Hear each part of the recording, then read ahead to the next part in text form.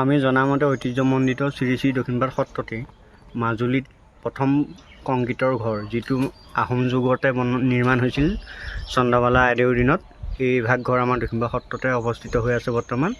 ইয়াৰ ইটাবিলাক বৰা চাউল বা হাঁহৰ ডিম মাটিমাহ এই আহোম ৰজাৰ দিনত যিবিলাক ৰংঘৰ কাৰেংঘৰ বনোৱা ইটা সেইবিলাক ইটাৰে এই ঘৰভাগ নিৰ্মাণ কৰা হৈছিল বুলি আমি জানিব পাৰিছোঁ।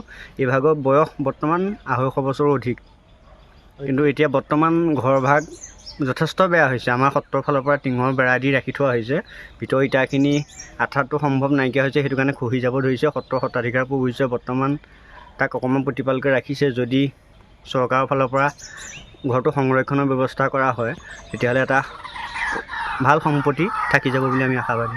তাৰিখটো আমি চোৱা নাই, কিন্তু এই ঘৰটো আমাৰ বুৰঞ্জী মতে ব্ৰহ্মপুত্ৰ মাজত যেতিয়া থাকে খহনীয়া আগন্তুক এই সম্পদখিনি ৰক্ষণাবেক্ষণ দিবৰ কাৰণে বুঢ়াগোহাঁই জীয়ৰী চন্দ্ৰমালা আইদেৱে ৰজাৰ সৈতে পৰামৰ্শ কৰি বিষয়াসকলে পৰামৰ্শ কৰি এই ঘৰটো বনাইছিলে প্ৰায় 260 বছৰ।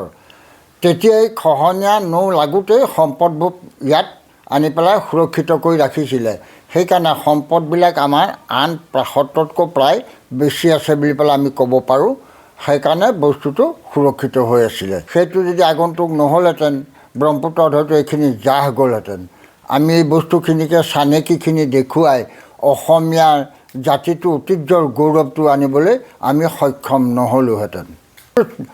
আগৰ পুৰণা ঘৰবিলাকৰ হ'ল চূণ, বৰালি মাছ, হাঁহ কণী, বৰা চাউল এনেকৈ মানে মিক্স কৰি পেলাই আগত বনাইছিলে। চূণ চুৰুকি বুলি কয় তেতিয়াৰ মচলা সেইবিলাকেই।